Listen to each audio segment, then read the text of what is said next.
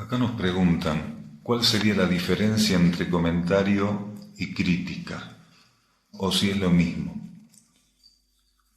Es lo mismo si lo que estamos aportando, lo que está ocurriendo, no es una comprensión o no forma parte de una comprensión profunda de la realidad o de lo que involucra una coyuntura o quienes están participando de ella, o mínimamente no hay una asistencia intuitiva para comprender de qué se trata.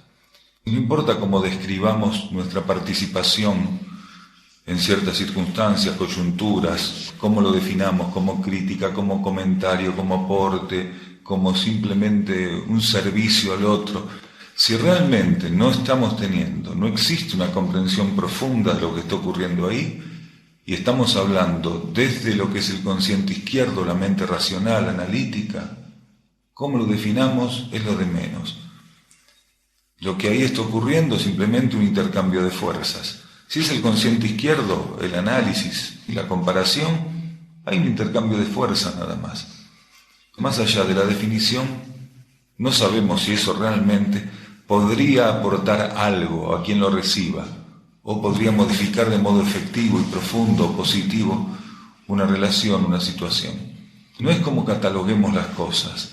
Ya en este momento tenemos que empezar a romper un poco con esta clasificación sistemática, que a veces las palabras nos imponen, a pesar de que intentamos la recuperación del lenguaje. Porque todos nosotros, de un modo u otro, a medida que estamos abriendo la conciencia, que vamos expandiendo la conciencia, estamos en búsqueda de la recuperación del lenguaje. Pero solamente un aporte interno, genuinamente interno, algo que provenga de la capacidad de observar en profundidad la realidad, rompe con los patrones convencionales. Más allá de cómo los clasifiquemos o cómo intentemos clasificarlos, más que nada para no generar susceptibilidades. Mira, te voy a hacer un aporte, es mucho más suave que te voy a hacer una crítica, pero si el aporte tiene la energía incisiva de lo que nosotros convencionalmente conocemos como crítica, la diferencia es mínima o no existe. Tiene que haber un estímulo, la energía tiene que estar habilitándonos de un modo en particular para colocar eso donde está haciendo falta. Cuando la energía estimula, aquello está haciendo falta, aquello es positivo, aquello es realmente adecuado, aquello está siendo esperado, aquello va a generar una oportunidad, va a estimular transformación. Pero si no está siendo esperado, por más que lo digamos con una sonrisa, por más que lo hagamos con la mejor intención, no sirve de nada. Incluso un aporte, una crítica desde el consciente izquierdo podría ser muy bienvenida también por quien la recibe. Y un aporte interno podría ser sumamente rechazado. Quiere decir que no es por lo que aparenta en términos de susceptibilidad, de irritabilidad, de recepción, de apertura, no se define por ahí. No es cómo lo recibe el otro, que va a definir si eso proviene o no de la esfera superior de la conciencia, si eso realmente está siendo esperado. No tiene que ver cómo lo reciba el otro. El otro puede estar recibiendo un tesoro y estar revoleándolo, tirándolo a cualquier lado. Y puede recibir algo que no necesita y guardarlo como si fuera el mayor de los tesoros. No se trata de eso, sino realmente de cuál es la voluntad de la energía. ¿Cuál es la voluntad de la energía al momento en que un elemento sirve como elemento de transferencia en una situación? Los diarios, la radio, la televisión y por internet nos invaden noticias acerca de accidentes, desde centrales nucleares hasta catástrofes aéreas, incendios, accidentes de todo tipo y alcance. Uno se pregunta si no podría evitarse. ¿Qué son en sí los accidentes y qué representan? Esta accidentada vida de la superficie planetaria está representando nuestra falta de sintonía y nuestra falta de expresión de leyes, de las leyes con las que se nos ofrece trabajar. Toda esta vida accidentada planetaria, los grandes accidentes, los medianos, los pequeños, está mostrando de un modo puntual, de alguna manera, que no estamos como seres de la superficie planetaria viviendo leyes de armonía, expresando armonía en nuestros patrones de vida. mayor accidentes, mayor cantidad de accidentes, mayor gravedad, multiplicidad, complejidad, interferencia en la vida de una cultura planetaria, mayor declaración por parte de eso acerca de que esa cultura planetaria no está rigiéndose por leyes de armonía, no está cumpliendo con las leyes que se le está ofreciendo cumplir y ensayar. En la medida que la cultura que componemos fuera armonizando con las leyes, fuera sintonizando con las leyes, fuera cumpliendo con las leyes, comprendiendo las leyes, tornándose custodia de las leyes, como la jerarquía misma es custodia de las leyes en cada nivel de conciencia, esta accidentada vida planetaria, más continental en un lugar que en otro, más territorial, más grupal, más individual, porque accidentes hay en todo tipo de ámbito, y en todo tipo de situación, y en todo tipo de coyuntura kármica, desde la individual, la familiar, la grupal, la territorial, la continental, la planetaria, o sea, la global. Es el incumplimiento de lo que se nos ofrece. A medida que el ser cumple, pasa a ensayar del modo adecuado con lo que la vida le va ofreciendo, kármicamente las posibilidades de accidente cada vez son menores, a tal punto que los accidentes forman parte de las experiencias evolutivas bajo ley de karma. No existen accidentes fuera de la regencia de la ley de karma. Una civilización de avanzada superó las instancias por las cuales en alguna etapa de su evolución también experimentó un accidente, o experimentó el error, o el desvío. Mientras una cultura es una cultura accidentada, es una cultura cuya relación con las leyes está interferida, es inestable, desequilibrada. Lógicamente que los accidentes no son casualidades. Hay todo un andamiaje, la ley de karma, con todos los elementos subsidiarios y las leyes subsidiarias que convergen en su desenvolvimiento, en su actividad, generan las condiciones adecuadas para eso. Uno dice, fue un accidente, no hay una casualidad. Que uno no comprenda el motivo profundo, la conexión profunda de lo que llamamos accidental, eso no exime que realmente no estén dadas condiciones kármicas y que kármicamente todo lo correspondiente a ese accidente haya sido previsto, haya sido incluso estimulado profundamente para que aconteciera. Hay etapas donde los accidentes representan una forma más presente en la vida de uno que de otros, pero una forma de que los seres se hagan cargo de sus débitos kármicos. ¿Y cómo es que ellos activan esa forma? Precisamente por su inestabilidad, por su desarmonía, por su rechazo a estímulos internos. Si bien el karma prevé, la ley de karma prevé cómo va a accionar y cómo va a colocar ese débito kármico para ser cumplido, cuenta también con las características evolutivas del individuo que va a abrir continuamente la puerta para que esos procesos se faciliten. Ahí se produce un ahorro de energía enorme, porque la ley de karma, en su comprensión perfecta de las partículas que rige, sabe que una partícula va a favorecer o no cierto tipo de manifestación, va a abrir puertas o las va a cerrar, va a tener cierto tipo de prudencias o prevenciones o va a prescindir totalmente de ellas. En cada caso puede ser diferente, pero de modo general, en las personas que este tipo de cuestiones se repiten continuamente, hay como un patrón patológico de rechazo, de falta de receptividad, de inestabilidad, una ausencia de sintonía interior. Suele ser así, pero también lo hay, en menor cantidad de casos, pero lo hay. Quienes está previsto sean entrenados mediante el enfrentamiento continuo, el enfrentar continuamente accidentes, para que de modo espontáneo puedan responder a ciertas situaciones. Personas que son muy estructuradas, por ejemplo, pueden recibir por parte de su interno o por parte de la ley de karma el enfrentar con cierta periodicidad situaciones inesperadas, incluso bajo formato de accidente.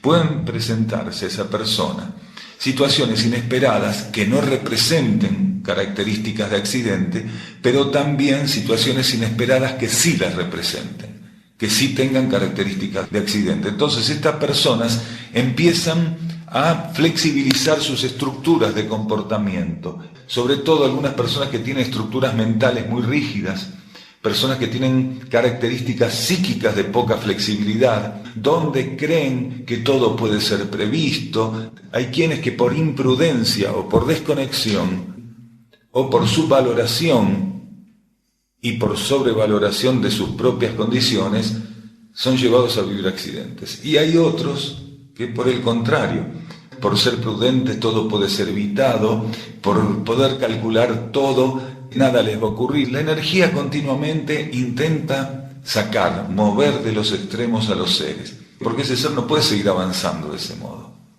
porque ni nada puede ser previsto, o todas las previsiones no pueden ser rechazadas.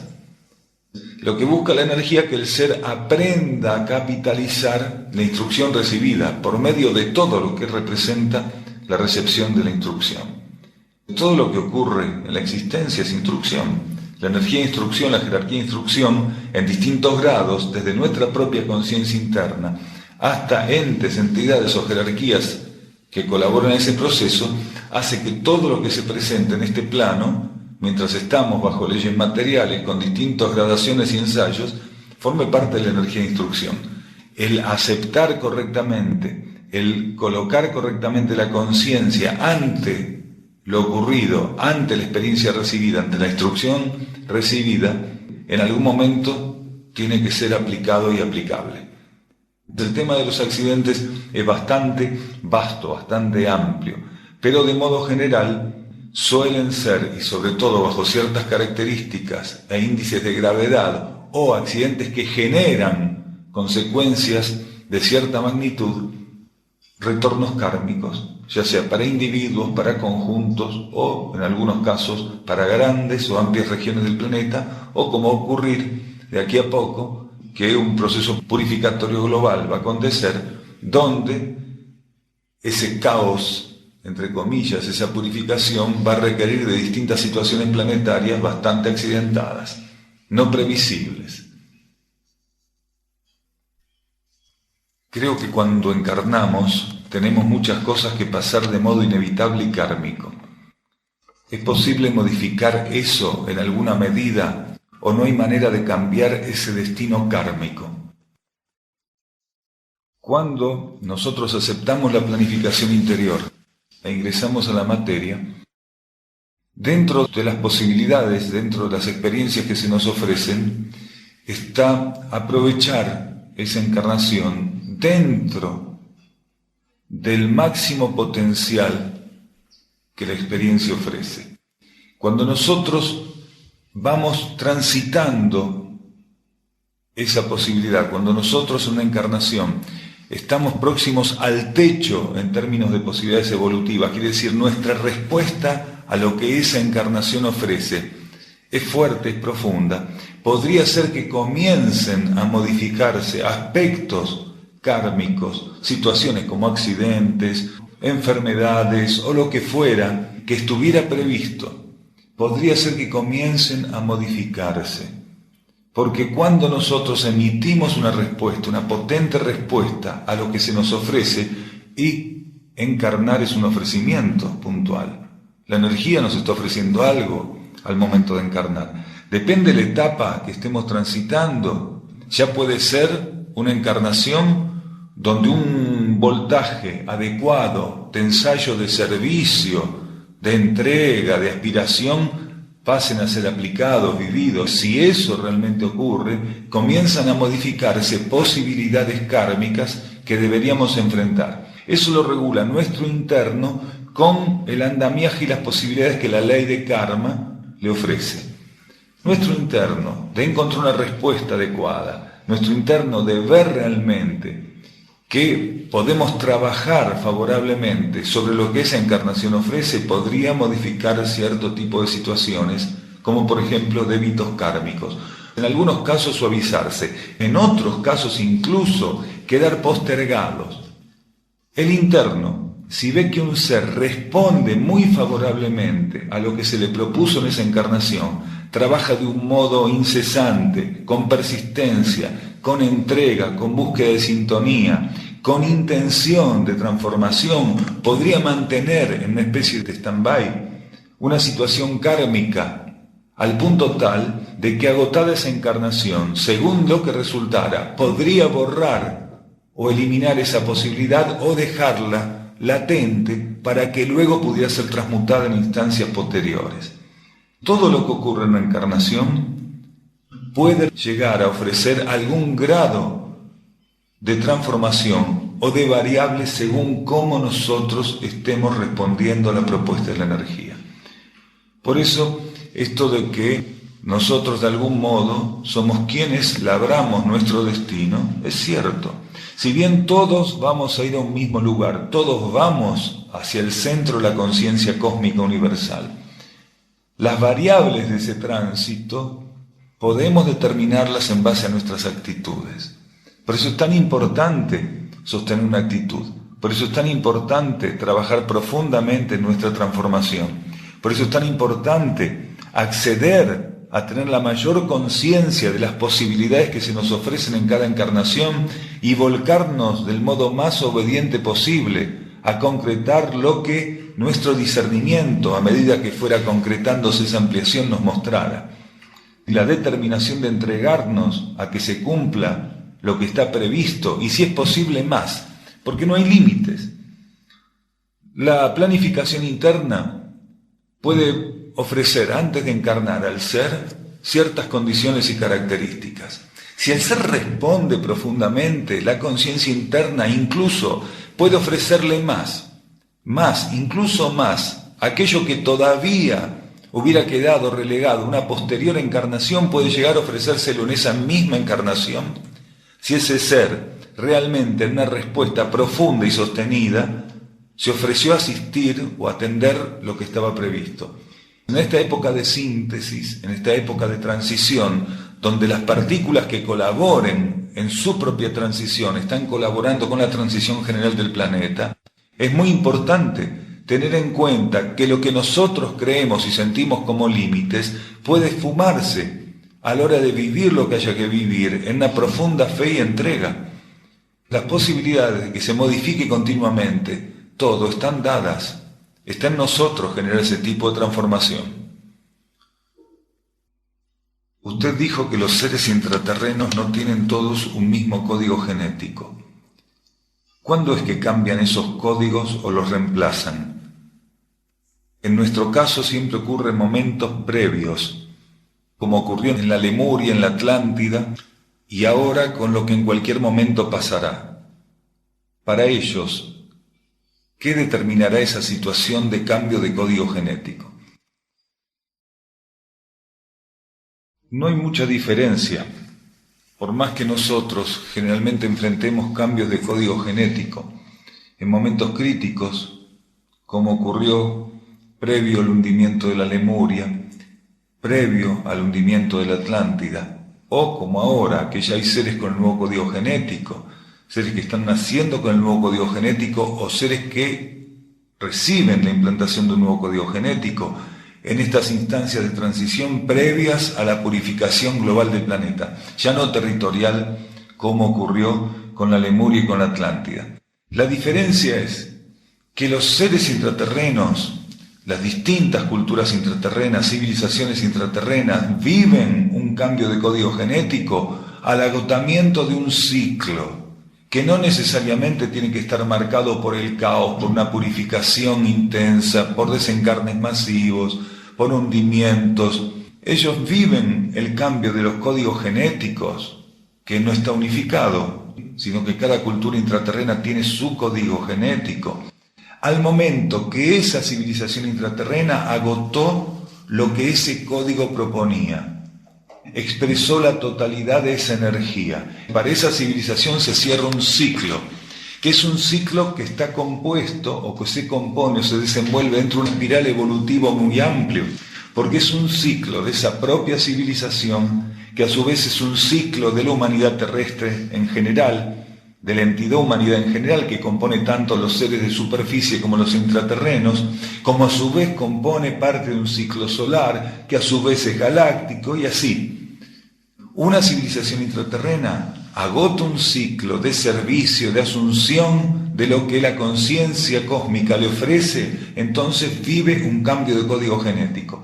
Lo vive sin traumatismo, lo vive con conciencia, lo vive con colaboración, lo vive expresando ese cambio, tanto en lo individual como en lo general, de un modo espontáneo, lo vive bajo aspectos de energía y de comportamiento que para nosotros son absolutamente desconocidos.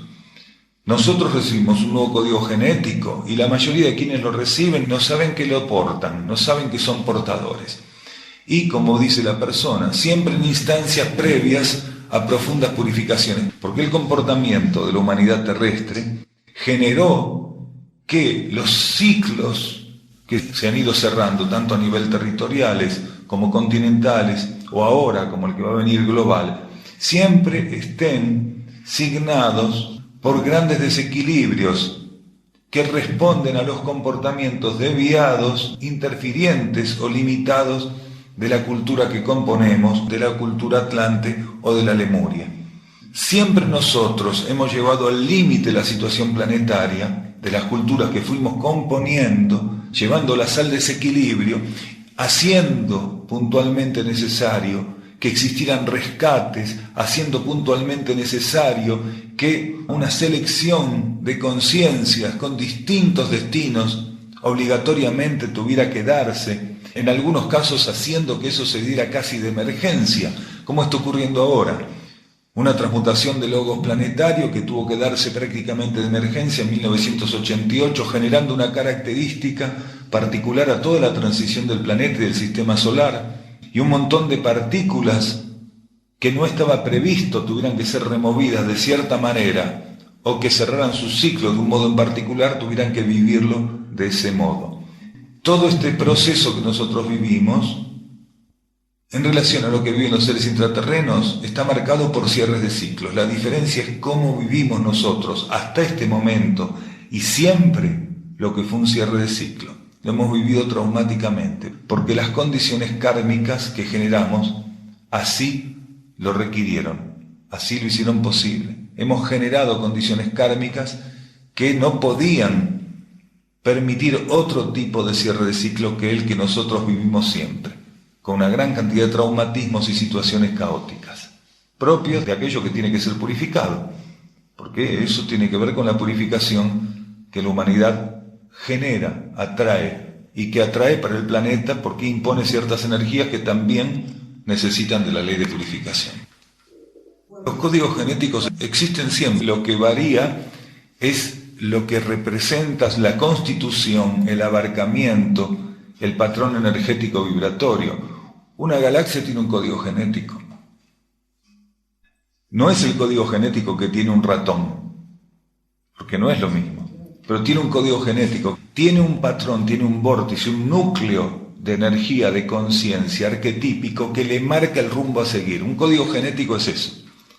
Es un núcleo de energía, es una constitución energética con la capacidad arquetípica, con una capacidad de llevar el elemento para el cual ese código está destinado hacia el arquetipo.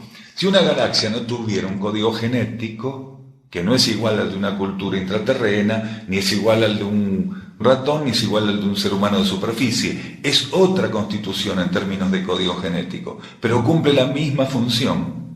Es un núcleo energético y de conciencia capaz de llevar o de atraer o de ofrecer los patrones energéticos arquetípicos correspondientes. En toda la existencia existe para cada núcleo de conciencia, para cada galaxia, para cada sistema solar, para cada planeta, para cada universo que constituye universos mayores, un elemento genético, un dispensador de génesis, porque si no sería imposible. Bajo leyes de expansión, todos los elementos tienen un código genético o un patrón genético, un patrón arquetípico al que responder.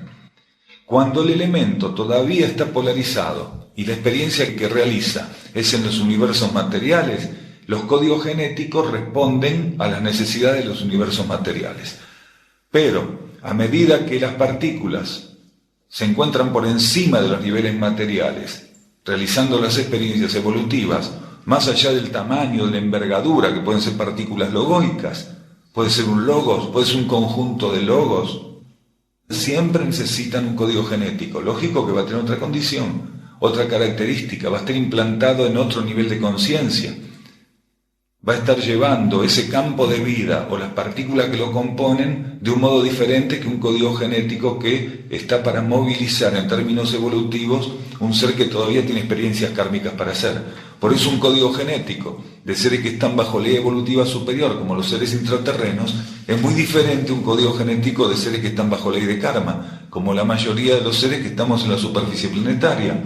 Y es muy diferente a conciencia de alta evolución que están bajo ley de equilibrio, que están por encima de la ley evolutiva superior. Pero siempre existe ese nódulo, ese núcleo de conciencia que es capaz de atraer hacia el arquetipo, hacia el destino inmediato, en términos cíclicos, a la partícula en cuestión. Porque sin los códigos genéticos nosotros no podríamos ir quemando las etapas. Todos los códigos genéticos que existen forman parte de un núcleo imperecedero, inmodificable, inmutable de energía, hacia el cual son atraídos todas las partículas, hacia el centro del creador. ¿Qué hace esa conciencia creadora? Desmultiplica ceremonialmente su capacidad de atraer las partículas a su centro mediante códigos genéticos, que pueden tener la simplicidad de guiar un ratón en su vida o a una jerarquía de alta condición solar. Pero la función es la misma. Sin esa brújula energética, ninguna partícula va a ningún lado. Acá dice, los patrones de vida que vamos a vivir en la Tierra después de la purificación del planeta serán parecidos a los patrones intraterrenos. Supongamos que hay alguien que pudiera hacer un documental de lo que es la vida en una civilización intraterrena. Si nosotros pasáramos ese documental acá, diríamos, ¿y cuándo empieza la película? Porque para lo que nosotros es actividad, atender la vida planetaria, participar, no tiene nada que ver con lo que en realidad es el comportamiento y la existencia de las civilizaciones intraterrenas de avanzada. Incluso si nosotros ya tuviéramos un 69% de coeficiente evolutivo, el nuevo código genético funcionando a pleno, el consciente derecho funcionando a pleno, ya participando de la futura humanidad planetaria de superficie, y nos pasaran esa película, nos quedaríamos mirándola así, diciendo, ¿y cuándo empieza? Porque no podríamos interpretar prácticamente lo que significa la participación de las civilizaciones más avanzadas del planeta dentro de lo que es la estructura de la vida cósmica en la cual están insertas esas civilizaciones. A pesar de que los seres de superficie, cuando toda la purificación se agote, van a tener una interrelación profunda con jerarquías intraterrenas y extraterrestres de distintas magnitudes, el poder comprobar, el poder interactuar, el poder observar, diferenciar e interpretar esa interacción va a depender de que ellas generen las condiciones ceremoniales para que nosotros podamos percibirlas, podamos interactuar. Van a tener que adaptar su funcionabilidad y su participación cósmica en términos de conciencia para que nosotros podamos interactuar con ellas. Si esas civilizaciones o los miembros que las componen se manifestaran en su estado, en el acorde evolutivo que les corresponde para ese ciclo, para nosotros sería prácticamente incomprensible. Tal vez percibiéramos algo de energía, tal vez algún movimiento de energía ofrecido por la conciencia intuitiva, por el consciente derecho, pero en realidad ellos tienen que adaptar su funcionamiento para que nosotros podamos percibirlos. Incluso, aunque tuviéramos ya un proceso de 69% de coeficiente evolutivo, como el que van a tener los futuros habitantes de la superficie planetaria, el nuevo código genético funcionando a full y el consciente derecho desenvuelto. Siempre que un ser de un escalafón superior interactúa con otro de escalafón inferior, tiene que adaptar sus estructuras de conciencia y de energía. Si no, es imposible, tiene que haber una adaptación. ¿Por qué es posible que ellos se adapten? Porque ellos dominan las leyes que sostienen la vida en un nivel. Cuando nosotros estemos aquí, los que estén implantados aquí en la nueva superficie planetaria, interactúen con estos seres de alta evolución, esos seres pueden generar esa adaptación para interactuar porque dominan todos esos procesos de ley, porque ya los transcurrieron, ya los pasaron. Lo que nosotros estamos intentando ensayar en ese momento, ellos lo ensayaron ciclos y ciclos atrás, quiere decir, dominan toda la estructura de energía del patrón de ley correspondiente. No tienen problema en acomodar su estructura de conciencia para participar e interactuar. Si no, sería imposible.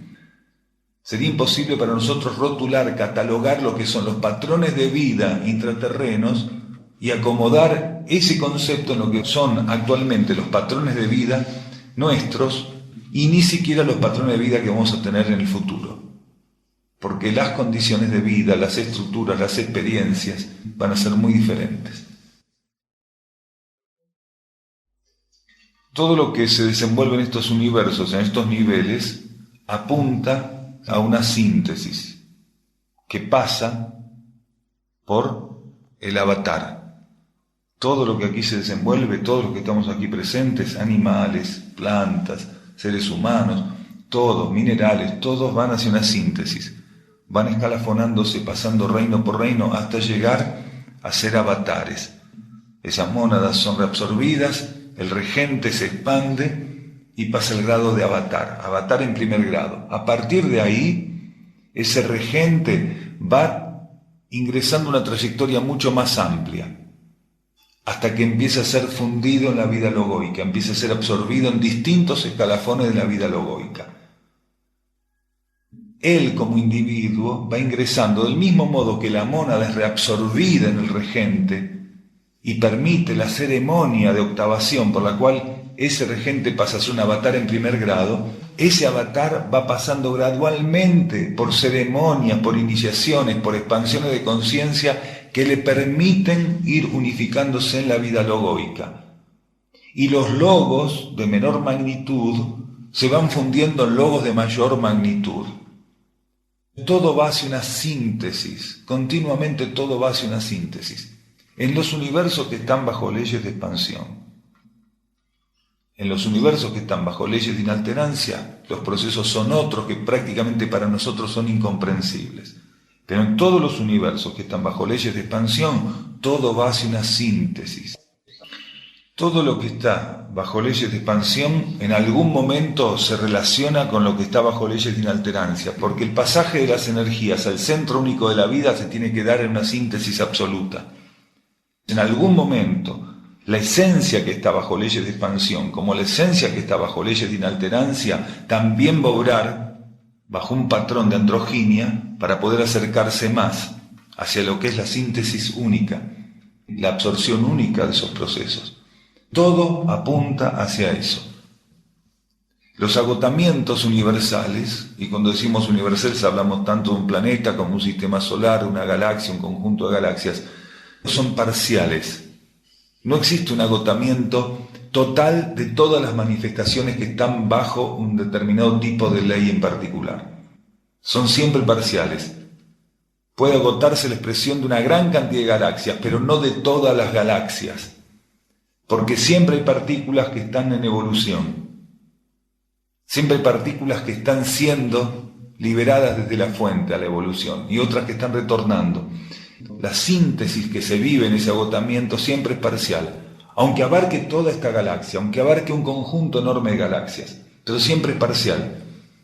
Siempre la energía está circulando, siempre hay partículas que están siendo liberadas hacia el proceso evolutivo.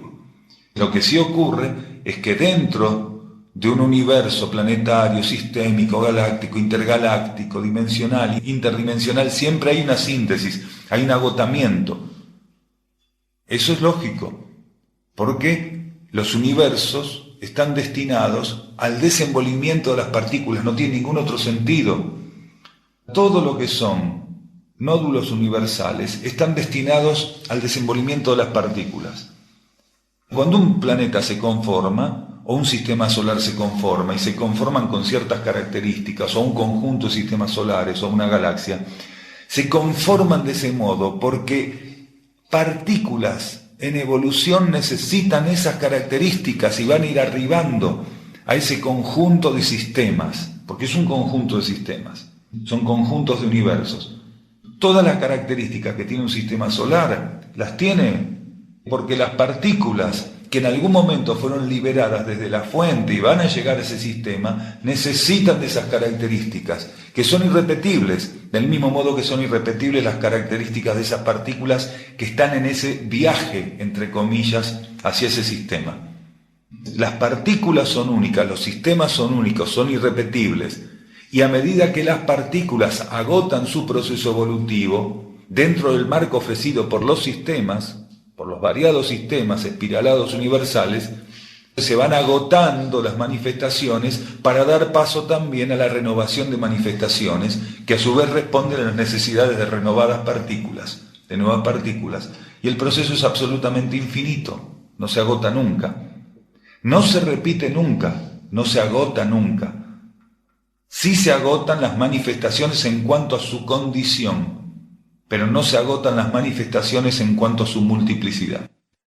Las partículas que van retornando a la fuente son partículas que, al retornar, tienen una condición diferente a aquella que ofrecían cuando fueron lanzadas de la fuente, que es la conciencia, la amplitud de conciencia.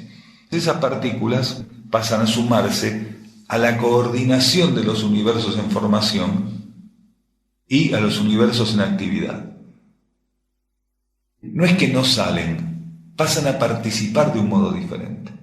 No hay una adentro y una afuera en realidad. Eso responde a las limitaciones de ciertos momentos evolutivos, de ciertas características. Nosotros decimos la vida interna, la vida externa. La vida es una. Pero cuando se está bajo ciertas características decimos el lado externo de la vida, el lado interno de la vida. Porque cuando se está haciendo ciertas experiencias evolutivas, la conciencia está en escisión. La conciencia está pasando por una ruptura. Una parte de la conciencia solamente puede atender la vida externa, mientras que la otra parte de la conciencia, polarizada en la vida interna, puede hacer un trabajo alternativo. Existe una sola vida, una sola energía. Solamente que hay un fraccionamiento ceremonial de atención y expresión de leyes y de las condiciones de esa energía. Pero cada vez que una partícula expandida, integrada, va retornando a la fuente, eso implica que ella forma o pasa a formar parte de un circuito mucho más amplio del cual dependen los universos que están en distintos grados de actividad y de formación. En un ser humano, en cualquiera de nosotros, hay simbólicamente presencias de los aspectos más elevados de la vida cósmica, de la ley de equilibrio, la ley evolutiva superior y de la ley de karma. Cuando un ser se restringe a estar identificado con los aspectos materiales de su conciencia, se restringe a lo que tiene que ver con la ley de karma y el conocimiento y los ofrecimientos y oportunidades de la ley de karma.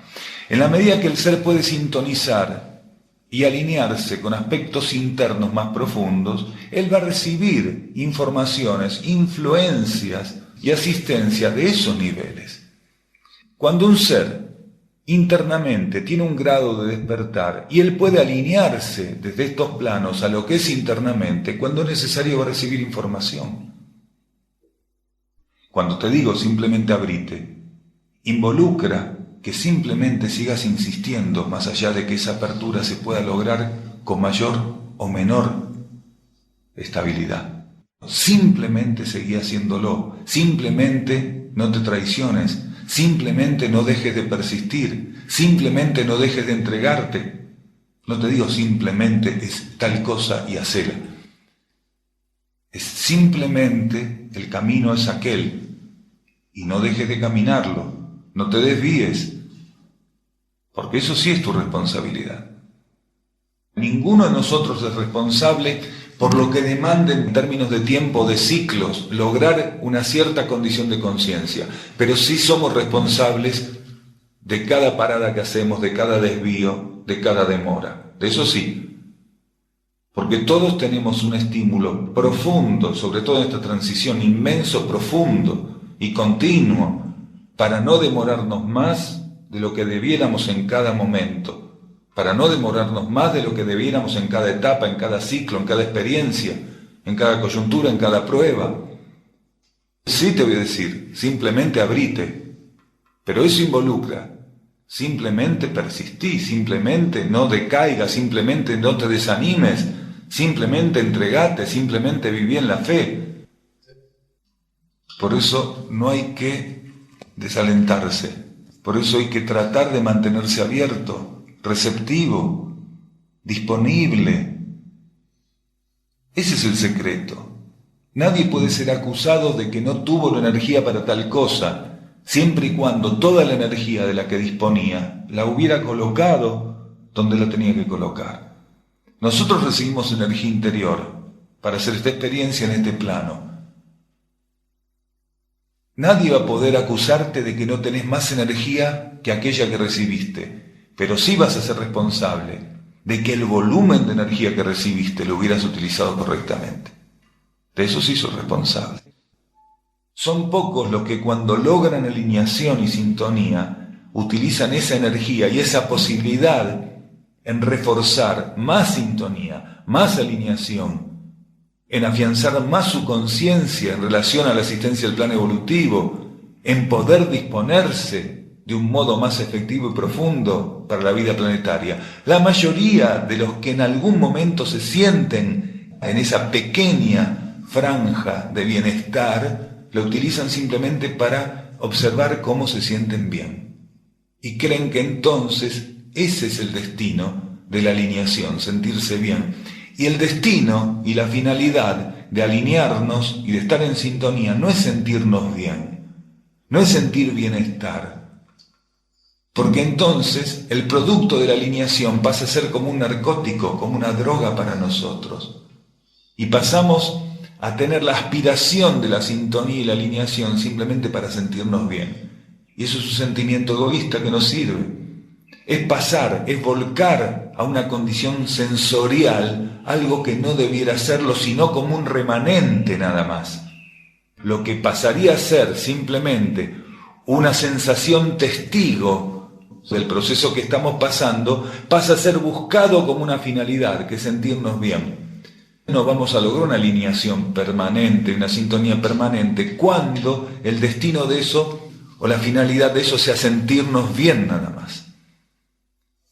Si nosotros vamos a sentirnos en equilibrio, en armonía, a partir de lograr un grado momentáneo, transitorio al principio de alineación, en esos momentos tenemos que estar bien lúcidos para entregar todo lo que devenga, todo lo que resulte de esa alineación y esa sintonía para reforzar nuestra asistencia al plan evolutivo. Si así no fuera, entonces el ser va a estar estancado siempre por ahí, experimentando de vez en cuando la armonía, la alineación, la sintonía. Y cada vez que la conciencia interna perciba que la energía que brindó y que el respaldo que brindó y que las facilidades que entregó para esa alineación y esa sintonía, los frutos de eso no fueron utilizados adecuadamente, nuevamente el ser va a pasar todo un ciclo que puede ser de semanas, de meses, de años, o lo que le reste de una encarnación, sin volver a sentir lo mismo, pasar por lo mismo, porque él no está atrayendo las condiciones en base a su respuesta. Según el ciclo, la etapa, lo que se nos propone a veces es persistir simplemente y a veces el logro.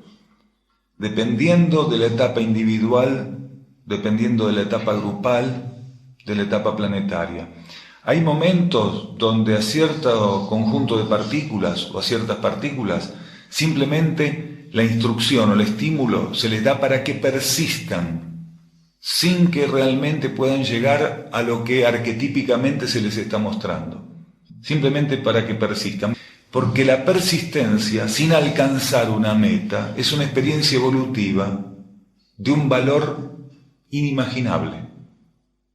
Inimaginable. Cuando una partícula aprende a persistir, renunciando al alcance de la meta, desapegándose de alcanzar la meta, pero sí persistiendo en caminar hacia la meta, eso tiene un valor inmenso. Pero la experiencia no estaría completa no ofrecería el camino hacia la síntesis si en alguna etapa el trabajar, el persistir, el caminar hacia esa meta no llegara a concretarse con el alcance de la meta.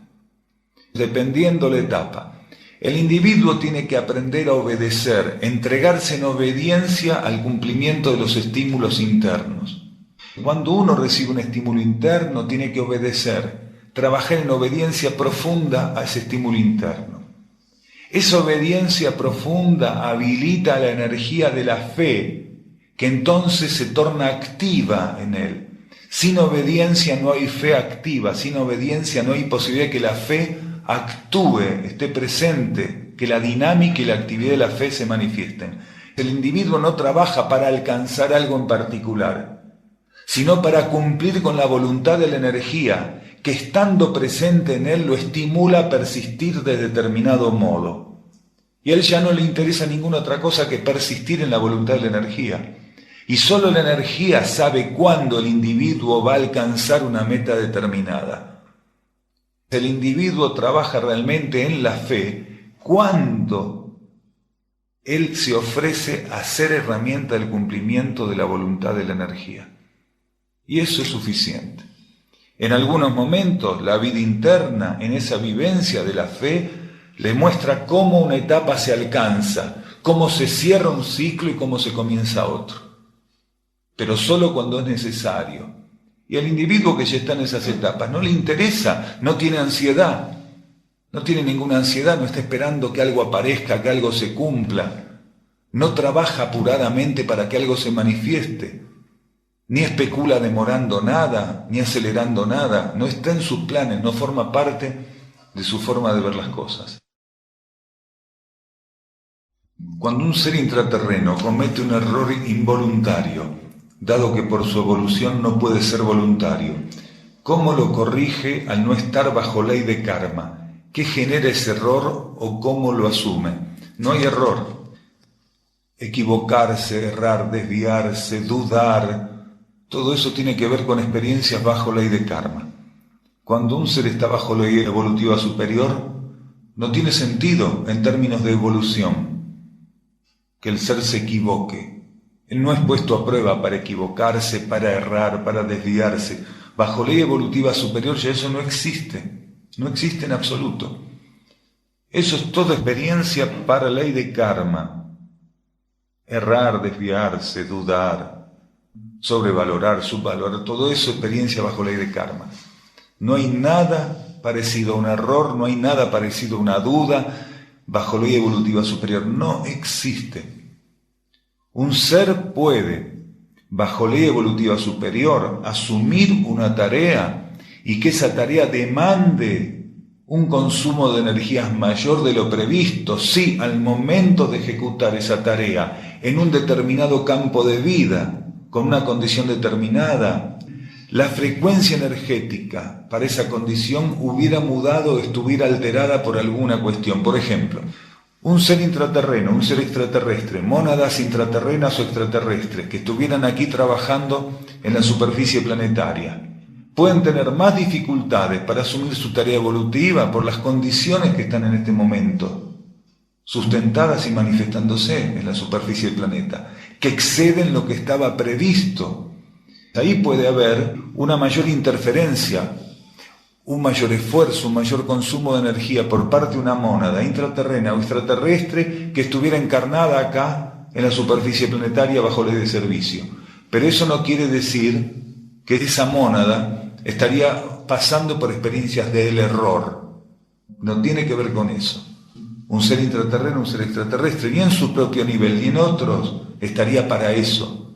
Sí podría los vehículos de la personalidad pasar por esas cuestiones, pues la personalidad está expuesta a otras leyes, ahí hacemos referencia, pero en realidad en términos de conciencia no, mientras que un ser que está bajo ley de karma, su propia alma necesita participar por medio de los vehículos de la personalidad en situaciones de error, de desvío, de duda, de ambición, de indecisión, pero la conciencia interna, un ser intraterreno, incluso en condiciones como estas de superficie, no lo necesita. Todas las desavenencias y desajustes que les toque vivir en estos planos son propios de las condiciones del planeta y de la relación de los trajes con las energías de estos niveles, con el material constitutivo de estos niveles. De hecho, todos nosotros continuamente podemos estar enfrentando situaciones que pueden estar representando el enfrentamiento de débitos kármicos. Y muchas veces quien es utilizado como activador de eso son personas que están en un limitado estado de conciencia, donde están muy agresivas, inestables, especulativas, y son utilizadas en esa condición negativa para generar el favorecimiento de una situación que para nosotros es positivo enfrentar y consumar. Todo lo que involucra el gran andamiaje kármico del planeta necesita de todos y cada uno de los aspectos disímiles e inestables, así como unificados y estables, para que se vaya consumando y cerrando el espectro kármico general, tanto de las partículas como de la humanidad en su conjunto. Todo puede ser utilizado para que aquello que tenga que ser vivido en situaciones individuales, grupales o más amplias, se pueda vivir o se pueda consumar. Ya sea el enfrentamiento de débitos kármicos, de créditos kármicos, o, en un peldaño más arriba, el ensayo de la neutralización por medio de un ser o de un conjunto de seres en relación a lo que hoy kármicamente representa la vida planetaria, es decir, la expresión o el ensayo de energías neutras, impersonales. Lo que nosotros tenemos que entender, que en la constitución y la concreción de todo lo que kármicamente hoy representa el planeta, los actos negativos tienen también un papel, un rol preponderante y fundamental. Si no, no se agotarían procesos de purificación que tienen que agotarse. No tenemos que dejar de ver el acto negativo como lo que es, porque si no, entonces vamos a traspolar en nuestra conciencia la objetividad de algo que como entrenamiento vinimos recibiendo. Nosotros hace centenas de encarnaciones empezamos a recibir un entrenamiento cada vez más profundo para poder comprender qué es negativo y qué es positivo. A partir de ahí, que saldamos esa brecha, ya nuestro entrenamiento actual empieza a darse entre reconocer entre elementos positivos qué es lo correcto. Pero no tenemos que dejar de lado, no tenemos que caer en la trampa de empezar a decir, no, eso es negativo, pero es positivo. No, es negativo. Solo que en el marco de ciertas características o condiciones es utilizado porque es necesario. Eso sigue siendo negativo, aunque la acción, la actividad, la puesta en marcha de eso negativo termine beneficiando determinada cosa.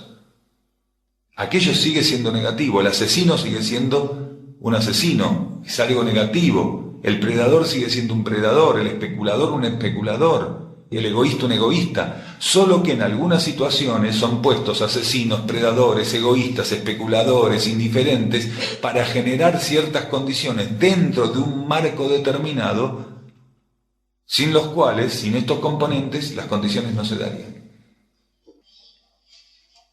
Algunas características externas, algunos formatos externos de la conciencia, cuando están en manos de la energía interior, pasan por arriba de las interferencias que generarían cuando son simplemente herramientas que están en manos de la voluntad inferior.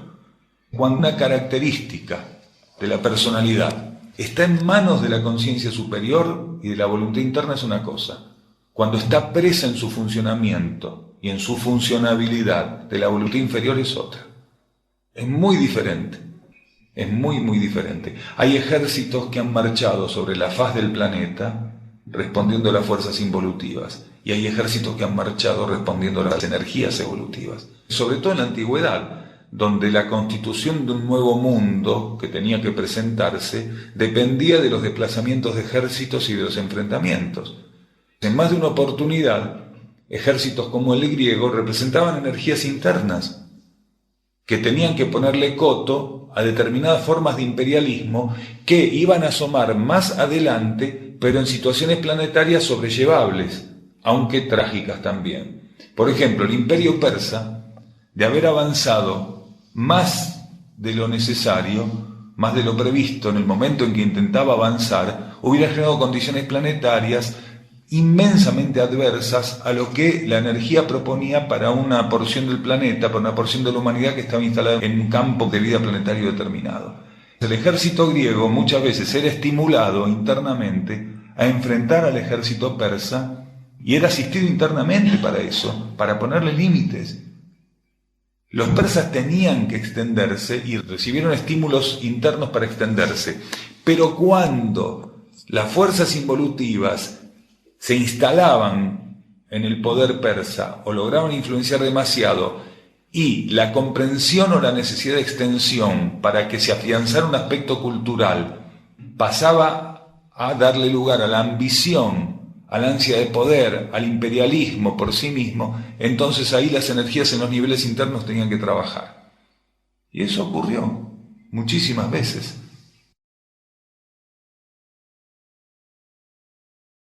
¿Cuál es la relación entre las energías de la fe y de la esperanza?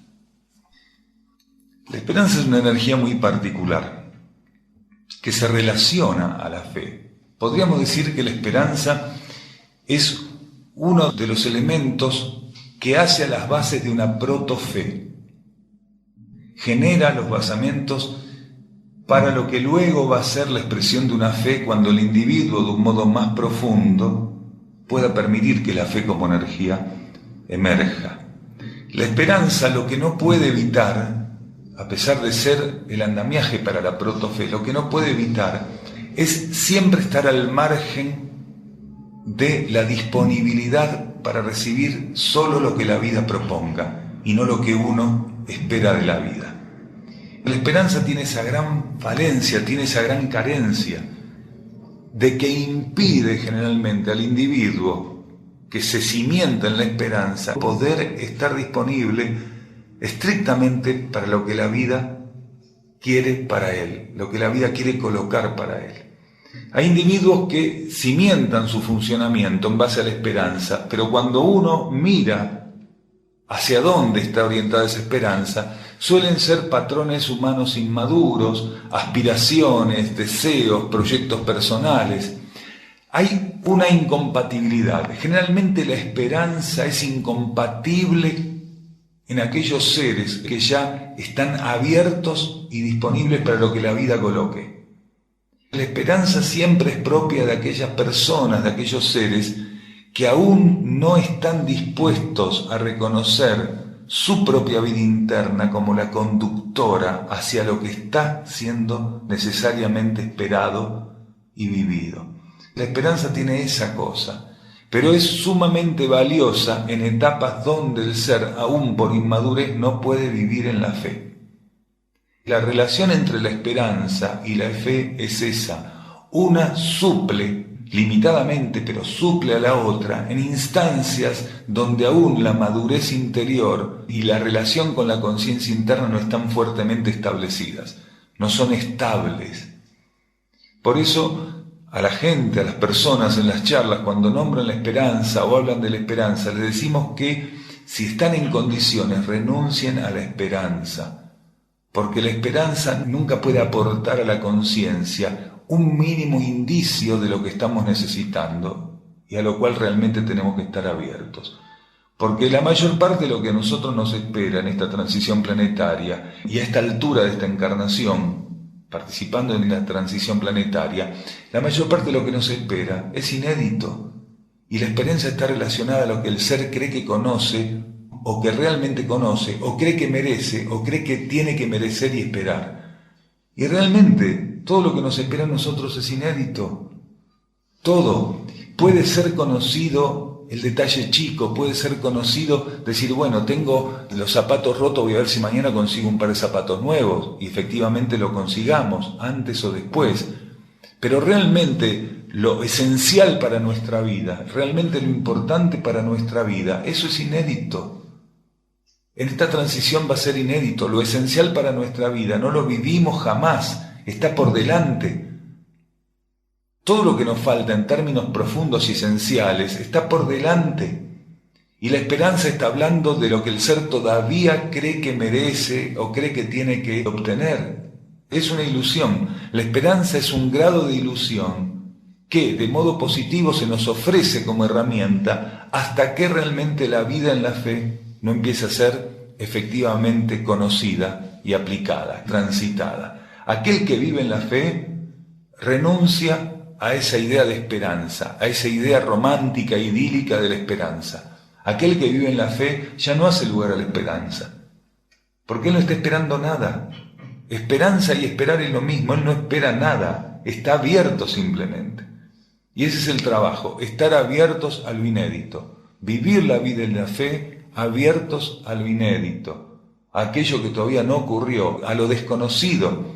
La esperanza siempre está relacionada a lo conocido, aunque más no sea como una idea conocida, mientras que aquello que nos espera más adelante realmente es inédito y desconocido. Gracias.